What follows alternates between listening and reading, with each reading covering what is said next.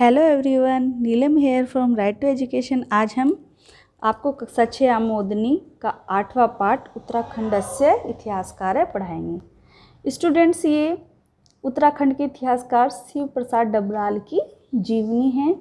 इसके बारे में थोड़ी सी जानकारी मिलेगी इस चैप्टर में। देखते हैं। उत्तराखंड रत्न प्रसूता धरा अस्ति।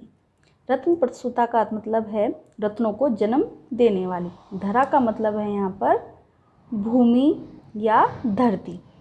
उत्तराखंड रत्नों को जन्म देने वाली भूमि है। अत्र अनेके महापुरुषा अभवन। यहाँ पर अत्र मतलब यहाँ, अनेक बहुत महापुरुष हुए हैं। तेसु शिव प्रसाद डबराल चारण अपि अस्ति। उनमें, तेषु का मतलब उनमें, शिव प्रसाद डबराल चारण भी हैं। स प्रख्यात साहित्यकार संपादकः पुरातत्व चेतवता इतिहासकार पुरातत्ववेत्ता इतिहासकार ज्योतिर्विद भाषाविद प्रधानाध्यापक च आसीत्। प्रख्यात का मतलब प्रसिद्ध, ठीक है। वह प्रसिद्ध साहित्यकार, संपादक, पुरातत्ववेदा, इतिहासकार, ज्योतिष और भाषाओं के ज्ञाता तथा प्रधानाध्यापक प्राचार्य थे।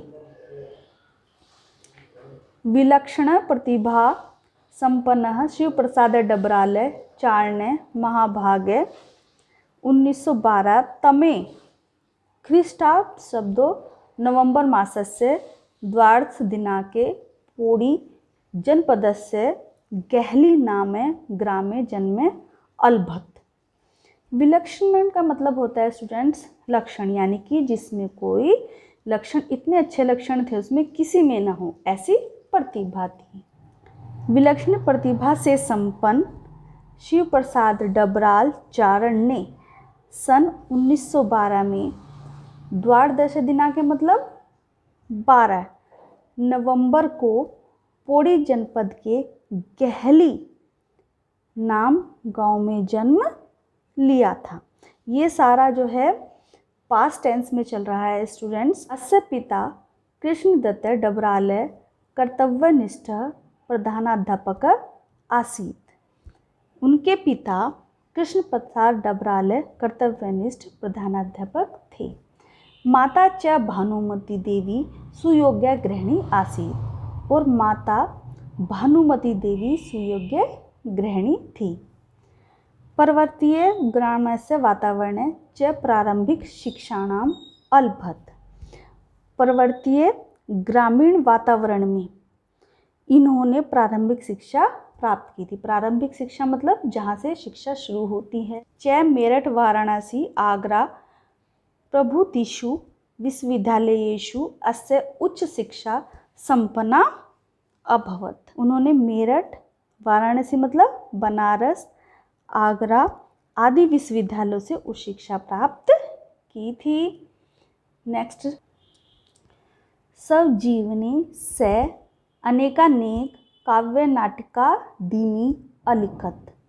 स्वजीवन मतलब अपने जीवन, अपने जीवन में इन्होंने बहुत से काव्य नाटिका, काव्य नाटक आदि लिखे थे।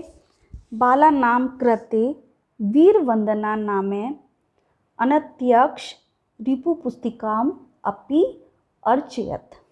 बालक के मतलब बालकों के लिए इन्होंने वीर वंदना नामक अन्यराक्ष पुस्तिका की रचना की थी। पुस्तक प्रकाशार्थ वीर गाथा प्रकाशनस्य स्थापनाम अकरोत्। पुस्तक के प्रकाशन के लिए इन्होंने वीर गाथा प्रकाशन की स्थापना की।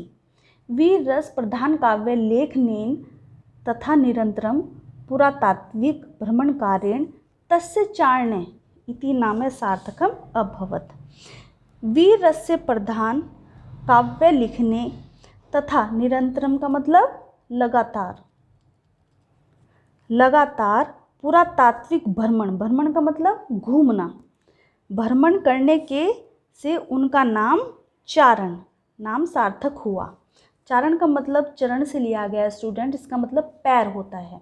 वो अपनी रचनाएं लिखने के लिए इधर उधर बहुत ज़्यादा घूमते थे, भ्रमण करते थे वो, इसलिए उनका नाम भी चारण पड़ गया। स एक विशन्ति खंडेषु उत्तराखंडस्य इतिहासम अलिखत। उन्होंने एक विशन्ति मतलब 21 खंडों में उत्तराखंड का इतिहास लिखा। सबसे सरूड़ा नाम ग्रामे उत्तराखंडे विद्याभवने वृहत् पुरातत्व संग्रहालयस्य पुस्तकालयस्य च स्थापना नाम अकरोत्। उन्होंने क्या किया?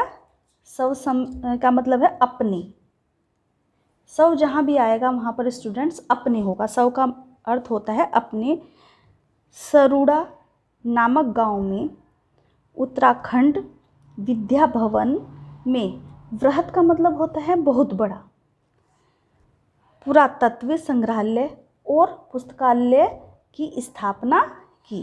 मीन्स उन्होंने अपने सरूड़ा गांव उत्तराखंड विद्या भवन में वृहत पुरातत्व संग्रहालय पुस्तकालय की स्थापना की। स अनेकानेक पत्र पत्रिकां संपादकमपि अकरोत्। उन्होंने, सा मतलब वह होता है स्टूडेंट्स, लेकिन जब हम सम्मान के लिए यूज़ करते हैं तो हम उसको उन्होंने बोल देते हैं। अनेकानेक बहुत, उन्होंने बहुत से पत्र पत्रिकाओं का संपादन किया। उत्तराखंडस्य साहित्य संस्कृति संदर्भे अस्य लेखनी महर्षि वेदव्यासवत् आजीवनम प्रवहमाना आसीत्। उत्तराखंड के साहित्य और संस्कृति के संदर्भ में इनकी लेखनी महर्षि वेदव्यास के समान जीवन भर चलती रही। अतएव जने एते एनसाइक्लोपीडिया ऑफ उत्तराखंडस्य अपि उच्यते। इसलिए लोग इन्हें उत्तराखंड का एनसाइक्लोपीडिया भी कहते थे।